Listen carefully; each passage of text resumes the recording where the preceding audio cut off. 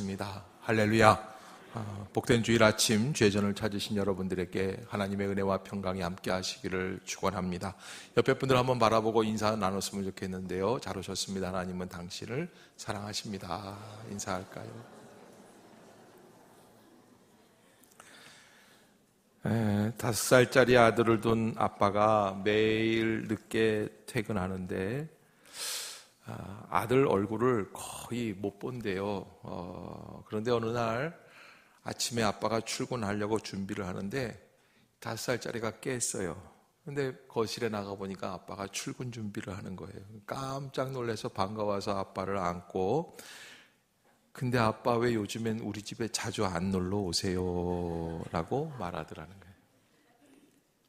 여러분, 누구든지 오랜만에 보면은 자주 못 보는 것 같아요. 매일 밤 들어와도 잠을 자고 나가도 아이는 아빠가 자주 안 놀러 오는 줄로 알고 있단 말이죠. 여러분, 옆에 분들한테 이렇게 말씀 나눴으면 좋겠어요. 우리는 날마다 봅시다. 여러분, 우리는 날마다 봐야 되는데 또 이렇게 얘기할까요? 주님도 날마다 만납시다. 아멘. 살다 보면 화나는 일도 있고 답답한 일도 있습니다. 남편이 매일같이 술을 마시고 늦게 들어옵니다. 얼마나 속이 타면 술을 마시겠습니까? 그런데 참다 아내가 잔소리를 늘어놓기 시작을 합니다. 오늘도 또 술이야. 남편이 그저 봐달라고 얘기하다가 변명을 하기 시작을 합니다. 당신은 나는 그렇다고 치고 당신이나 화장품 좀 그만 사. 이 말을 듣고 어이가 없어진 마누라가 이렇게 대답을 합니다. 내가 왜 화장하는 줄 알아? 왜 하겠어요? 다 당신한테 예뻐 보이려고 하는 거야. 그러자 남편이 한마디 더 합니다. 나도 마찬가지야. 내가 왜 술 마시는 줄 알아? 왜 마시겠어요? 나도 당신을 예쁘게 보려고 매일 마시는 거야. 회사 일로 답답해서 마시는 줄 알았더니 마누라 예쁘게 보려고 마신다는데 핑계 없는 무덤이 없다고 하는데 사실은 사람이 하는 일들은 다 이유가 있다고 합니다. 그런데 여러분, 우리가 하나님 앞에서 꼭 잊지 말아야 될 것, 사람이 알 수 있고 사람에게 말해줄 수는 있어요. 그러나 하나님 앞에서는 말할 필요가 없어요. 하나님은 우리가 왜 그랬는지, 무엇을 하려고 하는지를 다 알고 계신단 말이죠. 어린 시절 초등학교 다닐 때입니다. 그때 당시 저희를 가르치시던 선생님들 가운데는 일제강점기를 경험하신 분들도 많이 계셨습니다. 그때 들었던 말씀 가운데 기억나는 것이 광복을 맞이하게 되는 8월 15일 당일날이었습니다. 많은 시민들이 거리로 뛰쳐나왔습니다. 그저 원인을 알 수 없는 눈물이 막 흐르고, 그리고 감동이 되고 감격이 돼서 태극기를 앞세우고 걷고 또 걸었습니다. 그런데 그들이 막상 자유는 얻었다고 하는데 뭔가 피부에 와닿는 자유의 느낌이 없어요. 그래서 그 다음부터는 뿔뿔이 흩어져서 이 군중들이 관공서 사무실로 들어가고 큰 공장, 그때 당시에 인천에 큰 인천 중공업 공장이 있었는데 거기에 들어가서 마음대로 기계를 뜯어갖고 나오기 시작했다고 합니다. 어제까지만 해도 일본의 압박에 억눌려 있던 시민들이지만 이제 자유국가가 되었다, 자유인이 되었다라는 생각을 하니까 이제 그 자유를 내 마음대로 누려도 된다 생각을 해서 들어가서 도둑질 아닌 도둑질을 해오는 겁니다. 좀 생각이 있는 시민들이 그들을 만류합니다. 그렇게 해서는 안 됩니다 하니까 뜯어갖고 오던 시민들이 얘기를 합니다. 왜 안 된다는 겁니까? 이제는 우리 자유입니다. 그래서 그랬는지 여러분, 저희 어렸을 때 놀던 게임 중에 이런 게 있어요. 내가 옆에 친구를 탁 치면 걔가 나한테 뭐라 그래요? 왜 때려? 그런다고요. 그럼 제가 뭐라고 대답할 것 같아요? 내 자유다 그러는 거예요. 유치하지만 애들 땐 그렇게 하고 놀았어요. 탁 치고 왜 때려? 그러면 내 자유야. 그러면 또 걔도 날 때리고 왜 때려? 그러면 내 자유다. 여러분, 사실은 사람이 제일 원하는 형태가 자유로움입니다. 자유롭게 사는 것만큼 좋은 것이 없습니다. 그러나 36년 만에 얻은 자유를 자기가 얻은 자유가 가장 귀한 줄로 알고 방종하는 인간의 모습을 보여주는 것은 지각 없는 모습이라고 말할 수가 있습니다. 마찬가지입니다. 여러분, 신앙 안에서의 자유의 문제, 하나님은 우리를 구원시켜 주십니다. 오늘 로마서 4번째 시간인데 오늘 본문의 주제는 구원 안에서 자유를 어떻게 이해해야 하는가라는 주제입니다. 하나님이 우리를 불러주시고 구원시켜 주시고 그리고 거듭나는 그리고 거룩한 길을 걸어가게 해 주신단 말입니다. 그런데 하나님께서 우리를 억지로 끌어다가 하기 싫은 걸 억지로 끌어다가 그저 교회에 나오게 해주시고 그저 주일날 하루 한 주 안 빠지면은 그냥 그 다음 날서부터는 계속 꿈자리가 뒤숭숭하고 하는 일이 안 되게 하고 막 그렇게 막으시고 억지로 그냥 어거지로 데려다가 놓고 하시는 그런 하나님이 아니세요. 그래서 바울은 로마서를 쓰면서 이게 초반 부분이에요.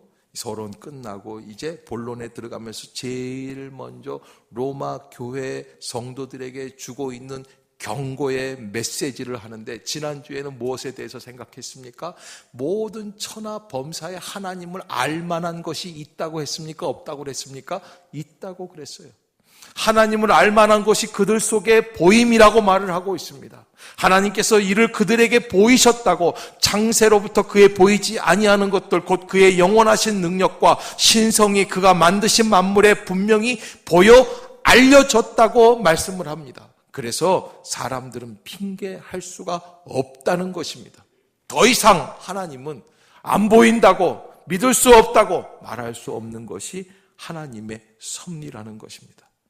그러나 그럼에도 불구하고 사람들은 하나님을 인식할 줄 알면서도 인식을 하지 않으려고 합니다.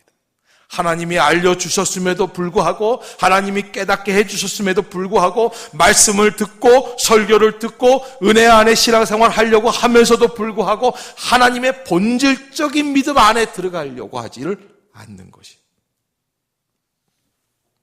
그러면 어떻게 되는가? 그래서 21절, 로마서 1장 21절에 지난주에 묵상했지만 이렇게 바울은 말합니다. 그런 사람들을 하나님이 어떻게 놔두시느냐? 21절 시작. 하나님을 알되 하나님을 영화롭게도 아니하며 감사하지도 아니하고 오히려 그 생각이 허망하여지며 미련한 마음이 어두워졌나니. 아멘. 여러분, 하나님을 알면서도 영화롭게 아니하고 감사하지 아니하고 오히려 그 생각이 허망하여진다. 이 생각이 허망하여진다라고 하는 이 마타이오라고 하는 이 단어는 폐기되었다. 구원에 이르는 참된 지혜가 결여된 상황이다라고 하는 겁니다. 여러분, 사람은요 하나님에게 몰입되어 있을 때 가장 합당한 모습이라고 하는 겁니다. 다른 것에 잘못 몰입되면 그 사람은 그걸로 끝이다 라고 하는 겁니다. 이런 이야기가 하나 있어요. 체코슬로바키아 깊은 어느 산골에 엄마와 딸이 함께 경영하는 한 여인숙 여관이 하나 있습니다. 이 여관을 운영하는 엄마는 자기가 오래전에, 십몇 전에 태어나서 자라고 어렸을 때 집을 나간 사랑하는 아들을 기다리는 것을 오직 낙으로 삼고 살아가고 있는 여인이에요. 그런데 두 모녀가 살기가 쉽지가 않아요. 나그네도 많은 것은 아니고. 그래서 언젠가부터 이 두 모녀가 이상한 범죄에 빠져들기 시작을 하는데, 척 봐가지고 부자처럼 보이는 손님이 들어오면은 두 모녀가 짜고 독약을 먹이든지 수면제를 그 저녁에 먹이는 거예요. 그래서 가방을 열어보고 보따리를 열어보면 아주 분명하게 돈이 있어서 그 돈을 다 빼앗았습니다. 그렇게 가난하게 살아온 것이 그동안 가난하게 살았던 게 한이 돼서 이 모녀는 그렇게 해서 오직 돈을 모으기에, 그래서 여러분, 돈을 모으는데 뭐가 되었다 그러냐면 혈안이 되었다, 핏발이 섰다라는 거예요. 그렇게 해서 세월이 한 20몇 년, 약 25, 6년이 지나가고 난 뒤에 어떤 일들이 벌어지느냐. 25년 정확하게 그 뒤에 아들아이가 먼 타국에 가서 돈을 벌고 성공을 하고 아내를 얻고 그리고 자식까지 낳았습니다. 그리고는 금이 한양하게 그동안 그토록 보고 싶었던 엄마, 또 내 동생을 만나고 싶어서 가족을 다 데리고 고향에 와서, 이 식구들은 멀리 다른 마을에 있는 그 동네 여관에다 묵게 하고 자기는 자기 고향에 돌아와 자기 마을에 있던 웬 여인숙이 하나 있길래 엄마가 하는 줄은 모르고 들어가서 방을 하나 얻어서 그날 밤에 자게 됩니다. 그런데 엄마가 딸이 척 보니까 이 손님이 아주 인상도 좋고 부유하고 돈도 많아 보이는 거예요. 그러니까 두 모녀가 그저 돈 버는 데만, 돈에 눈이 멀어 있으니까 서로 찡긋하고 윙크를 한 다음에 그 다음에 어떻게 했습니까? 그날 밤에 먹는 음식에다가 수면제 넣고 독약 넣고 그래가지고서 먹여서 죽인 다음에 있는 가방에 있는 돈 다 털었어요. 성공했어요. 한 건 했어요. 근데 다음 날 아침입니다. 아내가 남편을 기다리다가 남편이 오지 않자 그 마을로 찾아가서 여인숙 하나 있길래 그 여관집에 들어가가지고 여관에다가 묻습니다. 아무개라고 하는 사람이 어젯밤에 여기에 왔는데 혹시 여기에서 잠자지 않았습니까? 이름을 듣고 보니까 누구 이름이에요? 자기 아들 이름이에요. 그래서 살펴보고 가서 가방을 뒤져보니까 아들 이름 적혀있는 소지품들이 다 나오게 돼요. 어젯밤에 돈 얻으려고, 돈 털려고 강도질해서 죽인 사람이 누구예요? 자기 아들이에요. 그래서 그 사실을 알고 대성통곡하다가 그 엄마는 목매어 자살하고 여동생은 그 우물에 몸을 던져 죽고 말았다라고 하는 비극적인 이야기. 불란서 작가 알베르 까미라고 하는 사람이 쓴 오해라고 하는 희곡입니다.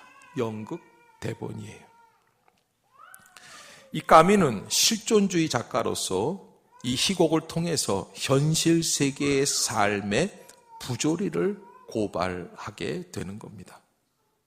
여러분, 2차 세계대전이 일어나기 전에 유럽의 지성사회는 무엇으로 팽배했었냐면 하나님은 필요 없다는 거예요. 하나님이 안 계신다는 게 아니라 하나님이 필요 없어요, 더 이상.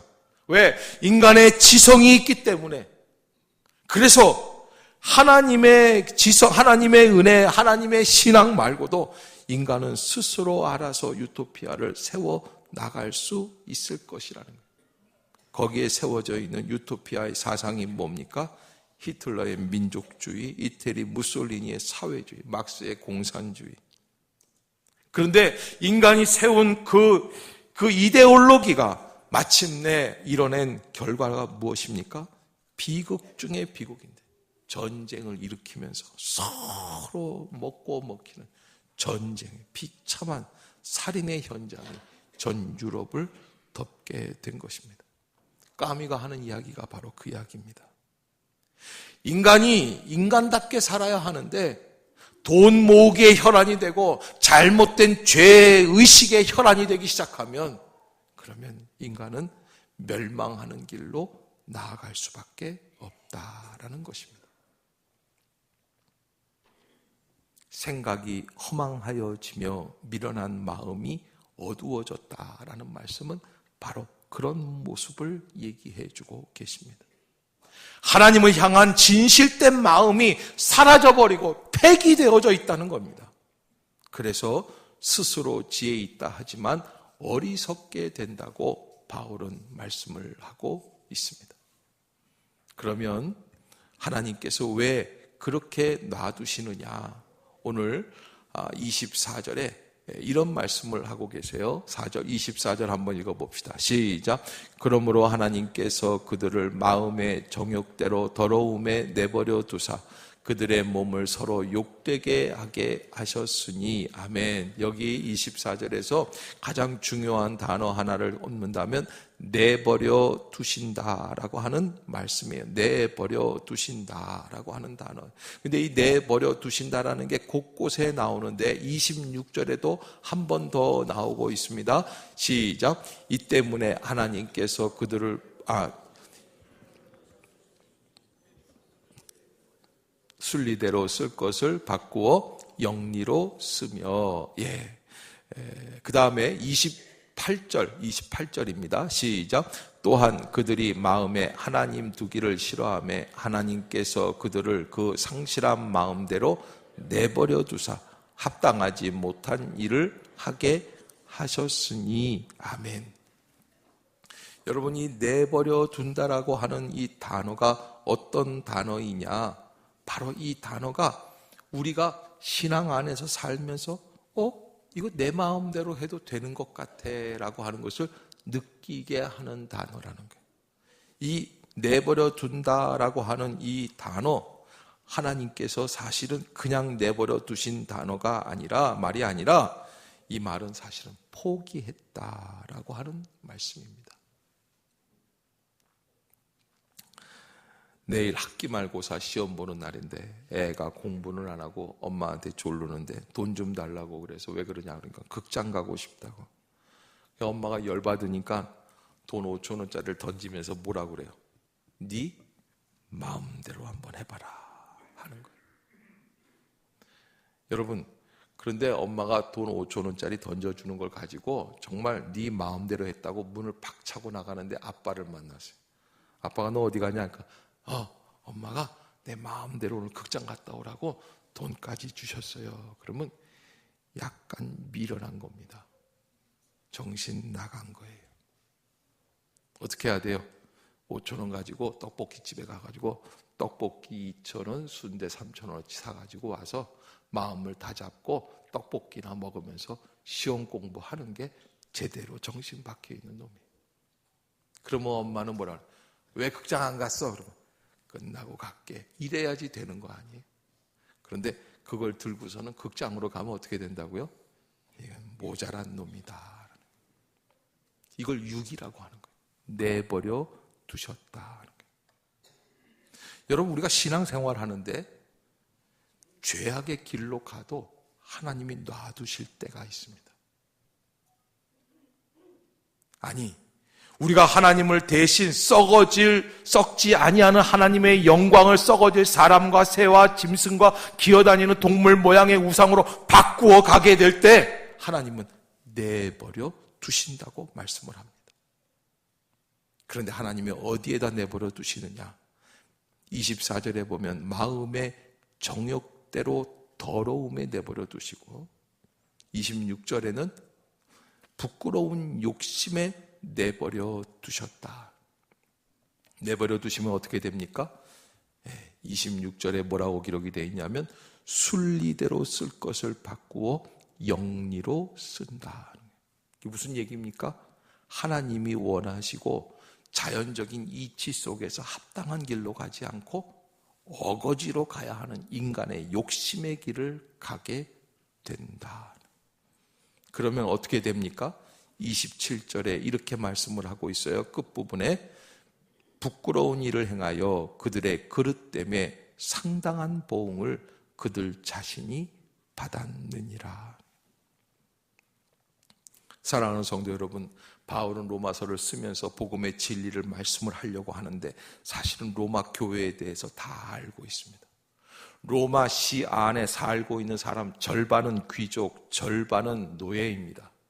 그런데 이 절반 귀족, 절반 노예인데 90% 이상이 다 노예고 주인이고 간에 다 동성연애를 하는 잘못된 영리에 빠져서 살아가는 사람들이 되었어요.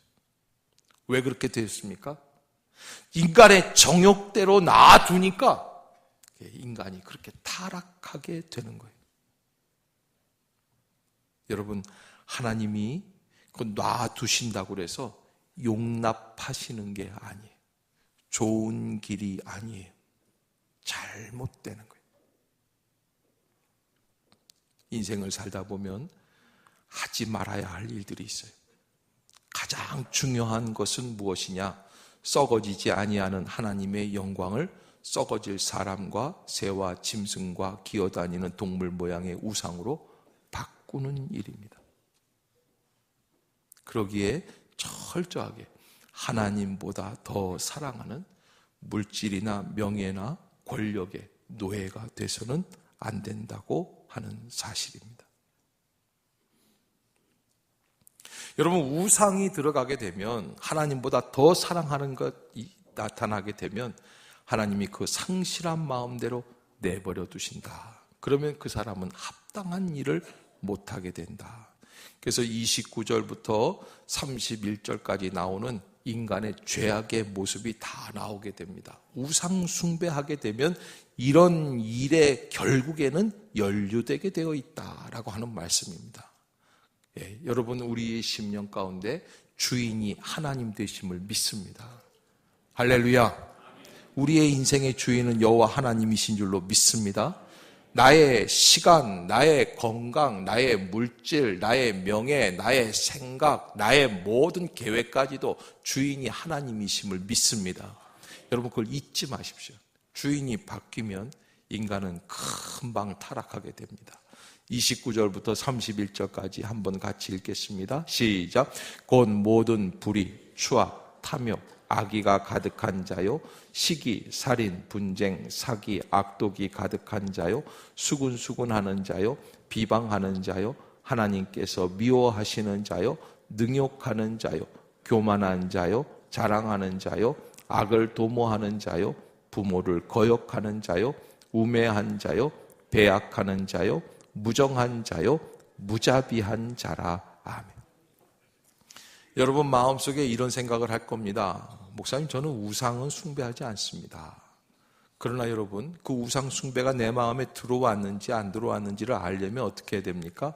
불의, 추악, 탐욕, 악의, 시기, 살인, 분쟁, 사기, 악독, 수군수군, 비방, 하나님이 미워하시는 것, 능욕하는 것, 교만한 것, 자랑하는 자, 악을 도모하는 자, 부모를 거역하는 자, 우매한 자, 배약하는 자, 무정한 자, 무자비한 자라.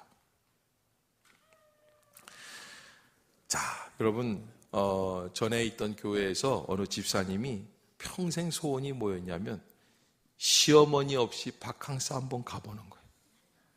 30년을 어머니를 모셨으니까 그럴 법도 하죠. 늘 모시고 다니다 보니까 엄마가 좋아하는 대로, 할머니들 다 좋아하는 게 뻔하잖아요.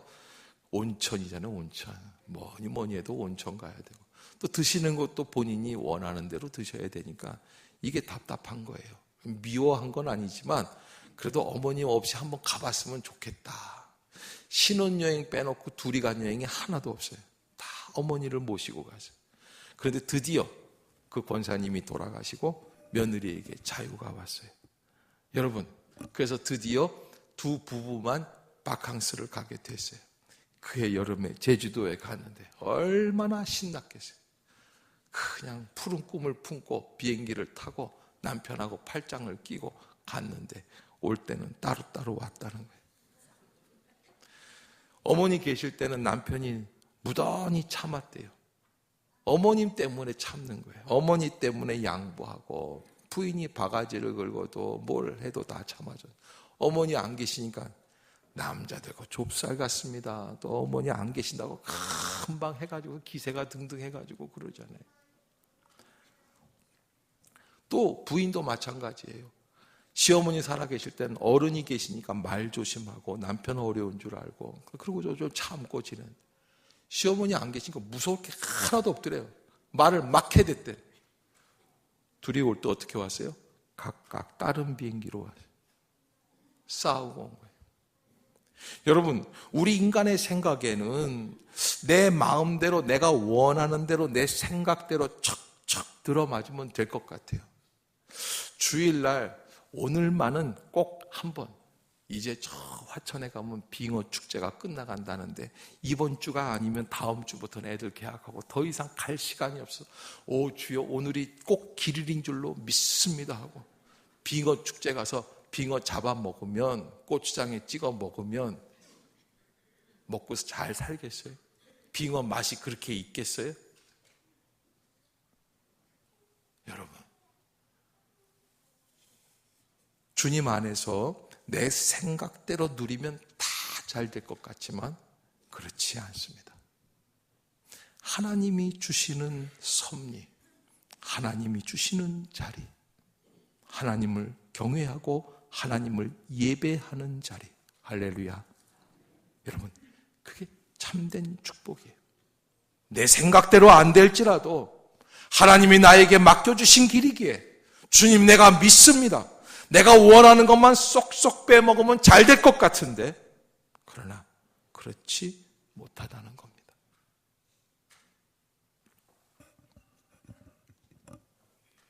저는요 가난한 집에서 자식을 너무 귀하게 생각해가지고 자식한테 유학을 보냈는데, 아들 둘인데 미국에 유학을 보냈는데 10년 동안 부부가 떨어져 지내다 나중에는 이혼하는데 그 10년 동안 애들 키우는데 10억이 들었대요. 10억이. 집 다 팔고 나중에는 이혼하고. 그런데 여러분, 그 남는 게 뭐예요? 남는 게. 자식들은 좋은 대학에 들어갔는지 모르지만은 인생에 아무것도 남는 게 없어요. 우리가 인생을 살아갈 때 잘 선택해야 합니다. 하나님께서 우리에게 선택의 기회를 주십니다. 그러나 그 선택의 자유를 하나님이 원하시는 성령의 길을 선택할 수 있는 복된 성도들이 되시기를 주의 이름으로 축복합니다. 여러분, 법 바틀렛이라고 하는 탐험가가 예전에, 아주 오래전에 경험한 재미있는 이야기가 있는데, 아프리카에 가서 여행을 하는 중에 아주 희귀한 새 몇 마리를 얻어왔는데 이걸 세 장에 가두어 가지고 영국으로 돌아가기 위해 배를 탔는데 망망대해를 항해하는 중에 그 중에 한 마리가 뿔이 난 거예요. 유난히 시끄럽게 굴면서 세 장에 갇혀있는 게 못마땅하게 여겨서 세 장을 발톱으로 핥히고 머리를 찢는 등 잠시도 그러니까 이 바틀렛이라고 하는 탐험가가 볼 때 이거 놔두다가는 새가 죽겠더래, 지푸래. 그래서 새 장 문을 열어줬더니 그냥 푸른 창공을 향해서 새가 박 차고 나가서 자유롭게 그냥 하늘을 날아올라 쫙 가는 거예요. 그래 놔뒀더니 말이죠, 한참 바다를 향해서 나아가다가 한 몇 시간 됐는데 뭐가 발밑에 툭 하니 떨어지더래요. 보니까 아까 풀어줬던 새예요. 이 녀석이 어떻게 했어요? 바다로 나간 거예요. 바다로 나가면 자유예요? 아니에요? 자유예요. 막 나간 거예요. 끝도 없이 나간 거예요. 끝도 없이 나가다가 한계가 있어요. 가도 뭐예요? 이놈이 생각이 된 거예요. 여기는 살 곳이 없구나. 어디로 돌아온 거예요? 세장으로 돌아온 거예요. 그래서 이 탐험가가 다시 세장에 넣어줬더니 이제 더 이상 이 세장은 그들에게 감옥이 아니고 안식처가 되었다. 끝없는 바다를 건너갈 수 있는 유일한 길이 바로 이 세장이었다. 굶주린 배를 채울 수 있고 편안하게 거할 수 있는 길이 바로 세장 안에 있었다. 여러분, 신앙생활하는 게 세장처럼 답답할 때가 있습니다. 아니, 답답하다고 말하는 이웃들이 있습니다. 아무개 엄마 제발 하루만 좀 빠지고 좀 한번 나하고 같이 설악산 한번 가. 눈이 그냥 가득히 왔는데 한 주만 빠진다고 그 선하신 하나님이 어떻게 하시겠어? 왜 그렇게 답답하게 살아? 왜 그런 식으로 믿어? 다윗이 시편 16편에서 이렇게 고백을 합니다. 내가 여호와를 항상 내 앞에 모심이여 그가 내 우편에 계심으로 내가 요동치 아니하리로다. 이러므로 내 마음이 기쁘고 내 영광도 즐거워하며 내 육체도 안전히 거하리니. 하나님이 나를 세장 속에 가둬두시는 분 같지만 그렇지 않다는 것입니다. 실제로 알고 보면, 영적인 눈이 열리고 보면 하나님을 오히려 내 앞에 항상 모시려고, 그래서 다윗은 이렇게 고백을 합니다. 하나님이 항상 내 우편에 계시기 때문에 내가 요동하지 아니한다는 것입니다. 사랑하는 성도 여러분, 우리가 하나님이 내 옆에 계셔야 나의 인생에 진정한 은혜의 길이 열리는 줄로 믿습니다. 지난 금요일 날 우리 청소년부 사역부가 수련회 겸 금요 집회 때 들어와서 같이 예배를 드렸습니다. 한 40여 명 되는 아이들이 다 왔는데 참 용하다 생각이 들고, 학원 시간, 취미 활동 시간 여러 가지들이 있는데 그래도 얘네들이 기억을 하고 그 수련회에 와서 하는데, 이제 금요 심야 때, 저녁 때 밤늦은 시간에 걔네들을 기도를 해주게 됩니다. 그런데 이렇게 한 쭉 줄을 서서 기도를 받는데 아이들 중에 뜻밖의 인물들이 나오는, 이번에 초등학교 6학년에서 중학교 1학년 처음으로 올라온 녀석들, 어저께까지만 해도 초등학교 6학년 개구쟁이들, 코 찔찔 흘리고 지들 멋대로 다니고 그냥 안 해도 될 일들 하고 막 그러던 애들. 그런데 이 녀석들이 쳐 와서 내 앞에 쓰니 뭐라 그러냐면, 목사님 2015년도 의미 있는 한 해가 되게 해주세요. 제가 그 얘기를 듣고 깜짝 놀라고 또 제 자신 스스로도 반성을 했어요. 야, 참 얘 지혜롭다. 지혜롭다. 왜?